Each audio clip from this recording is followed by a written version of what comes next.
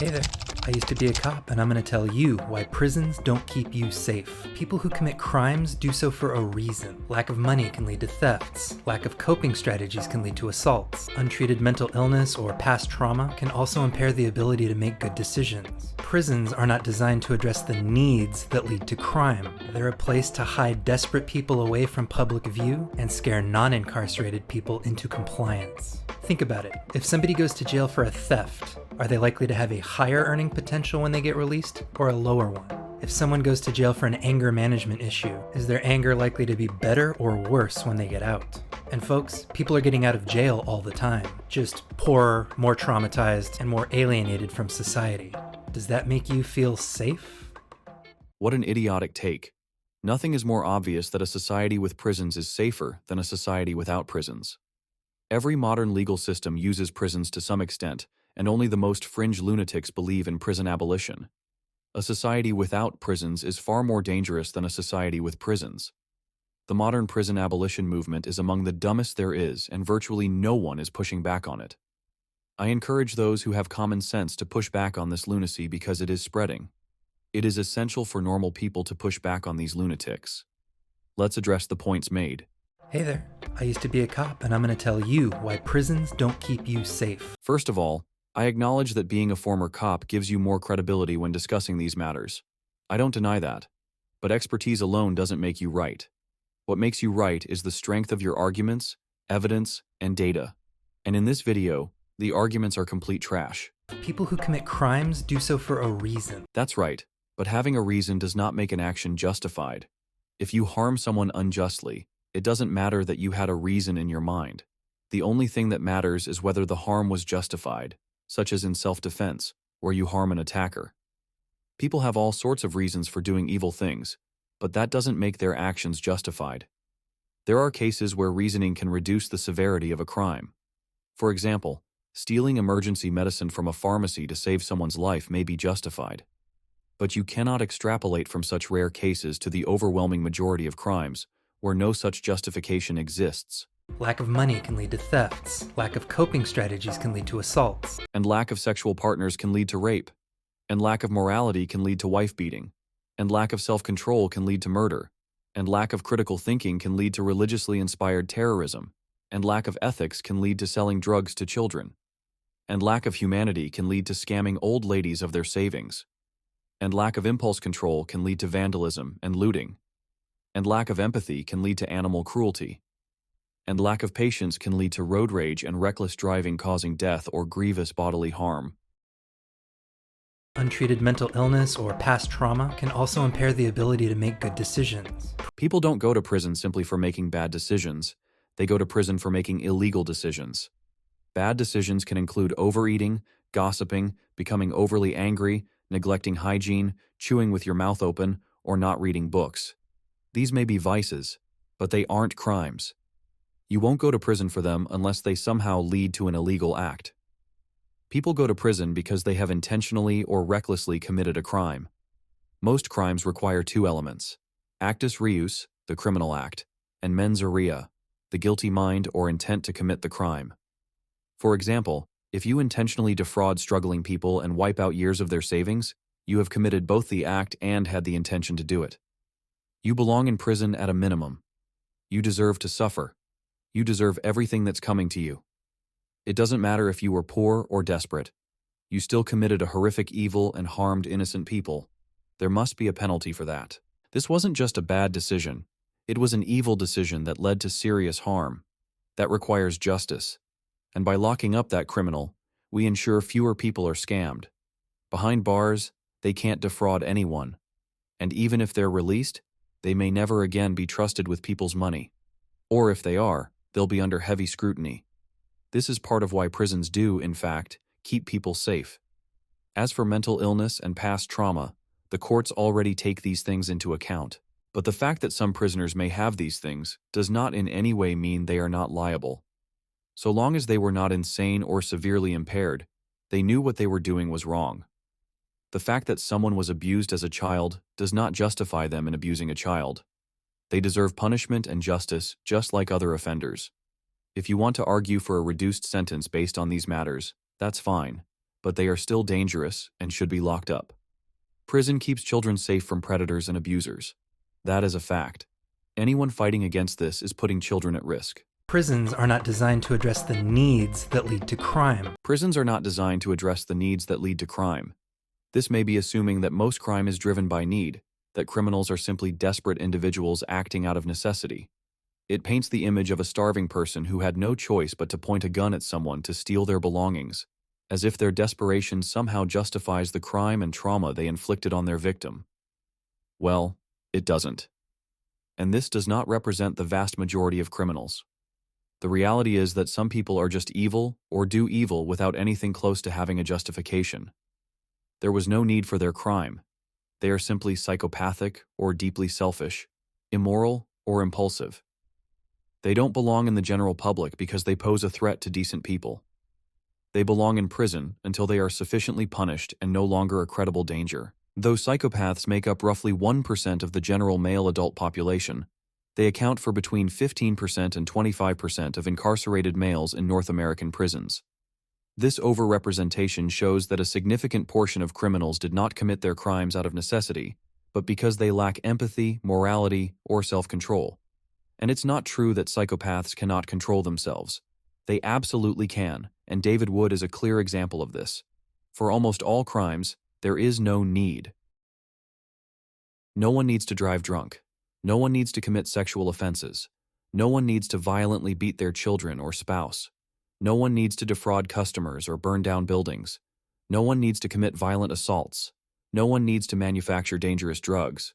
No one needs to kidnap or blackmail anyone. No one needs to resist arrest. No one needs to falsely accuse someone of a crime. No one needs to commit criminal property damage. The only crime that could be considered somewhat necessary in some cases is nonviolent theft in desperate cases, and even that doesn't justify broad claims that all or most criminals are just desperate people who needed money. The truth is, some people are just bad. Some simply value their desires more than the rights of others. Some people may be decent but chose to commit a crime without a good reason. But most crimes do not come out of need. And for whatever reason people do commit these acts, they must receive a penalty proportionate to the evil they committed.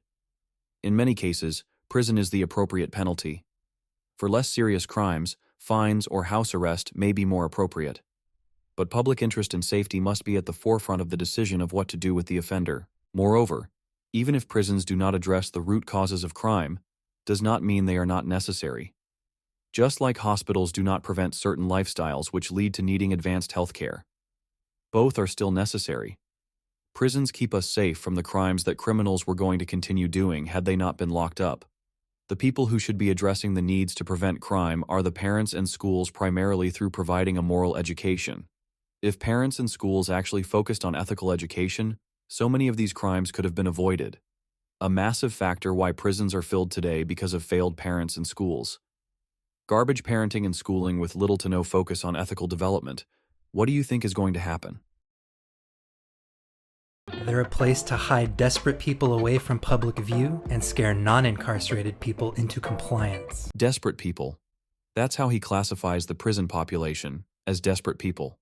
This is such a gross minimization of the evil that offenders commit. A man who murders his wife was not a desperate person. Neither was the guy who punched someone after getting drunk at the bar. Are sex offenders classed as desperate too? A man who bashes his wife is not desperate. A woman who drives drunk and kills someone is not desperate. A priest who molests kids is not desperate. A terrorist who plans to blow up a synagogue is not desperate. They are evil, and they need to be removed from society. They are a danger to decent people. You can try to rehabilitate them while they are separated from society, but cannot be released for a long time or ever in some cases. You cannot expect many of them to just stop committing crime. They will keep doing it until they are stopped. That is where prison comes in. Prison keeps these people from committing more crime. A pedopriest cannot molest a child while he is in prison. A drunk driver cannot drive drunk in prison. A scammer cannot scam while in prison. A domestic abuser cannot abuse while in prison. A terrorist cannot blow anyone up while in prison. That is how prisons keep us safe. They keep the worst members of society away from the general public. Keep them locked up so they cannot hurt anyone else. If all these people were out of prison, would you feel safer? Obviously not, so don't deny that prisons keep you safe. And being desperate is not a crime. No one is in prison for being desperate. They are in prison usually because they hurt someone. It's a good thing to scare non-incarcerated people into compliance. People should fear breaking just laws. It should be a thought in the back of someone's mind that if I lose my temper and punch that annoying lady, I will go to prison. I really don't want that. She's not worth it. She's not worth losing my career and clean record and marriage prospects over. That is how people should think when they are seriously tempted. You may say a better way to think is saying, I am a good person and would never do this. Or, I am a servant of God, and a servant of God does not do this. But not everyone is a saint like you all are. Some need a little extra motivation. That's why prison should not be a walk in the park. It should be a real penalty. This is called deterrence. And that is how things should be taught. And it works. If the system is not as effective as it should be, it is because pathetic teachers and parents refuse to inculcate these lessons into children. The lesson that if you do evil you will suffer for it is not being sufficiently taught, and it needs to be taught. Control yourself or suffer. Control yourself or go to prison. Control your desires or you will regret it. Think about it. If somebody goes to jail for a theft, are they likely to have a higher earning potential when they get released, or a lower one? Whether a thief has higher or lower earning potential after prison depends on their situation before the crime. If they had a job but still chose to steal, their earning potential will likely decrease after prison. However, if they were unemployed and lived entirely off theft, they might actually have higher earning potential after release, simply because they may now acquire a legal income, something they didn't have before. A thief does not earn anything. They steal what is not theirs. They take from people who worked for what they have. If, after prison, they get a legal job, they will earn more than during their crime spree. Because thieves do not earn, they take. At the same time, actions have consequences. If you have a theft conviction, of course employers will trust you less, and they are justified in that distrust. You should be grateful for any employer willing to give you a chance. But regardless of employment prospects, theft cannot go unanswered. There must be a significant penalty, whether it be prison, a massive fine, or another form of punishment. If theft goes unpunished, it will only increase exponentially, unless society consists of an extremely moral population. We are not there yet, and so penalties are necessary. If someone goes to jail for an anger management issue, is their anger likely to be better or worse when they get out? Nobody has ever gone to prison for an anger management issue, you absolute idiot. Show me one law that says anger management issues are a crime. I'll wait. No, what really happened is that the person did not control their anger and committed a crime because of it. Probably a violent crime like beating someone up or road rage. And now it's clear they are a danger to society and should be locked up for the time being. And yes, they should also receive rehabilitation too. But until they are fixed, they do not belong in polite society. And I do think after suffering in prison, their anger management will improve, if for no other reason than them not wanting to return to prison. And most likely they will receive some anger management help when in prison, which is a good thing. And folks, people are getting out of jail all the time, just poorer, more traumatized, and more alienated from society. Indeed, this is what most of them deserve, to be poorer and more alienated as a consequence of their actions. Take sex offenders, for example. Even if they were teachers before their crime, we do not allow them back into schools. We alienate them, and rightfully so. No sex offender should be anywhere near children. The same principle applies elsewhere. No fraudster should work in a bank. Why would we take a risk on someone with a history of dishonesty when there are hundreds of law-abiding candidates who can do the same job without the added risk of crime? And if you steal from others, then yes, you deserve to come out poorer. Let's see how you like it. If you don't like that, then you don't like justice. At the same time, most people, including myself, support programs that help ex-prisoners reintegrate into society, when possible. Many former offenders can still contribute meaningfully after their release. But they also have a higher moral obligation to give back. Why? Because so much public money was wasted dealing with their criminality. Funds that could have gone to healthcare, education, or infrastructure were instead spent on legal proceedings, law enforcement, and prison costs. In that sense, all criminals are thieves. They don't just steal from individual victims, they steal from society itself. Does that make you feel safe? What a clown.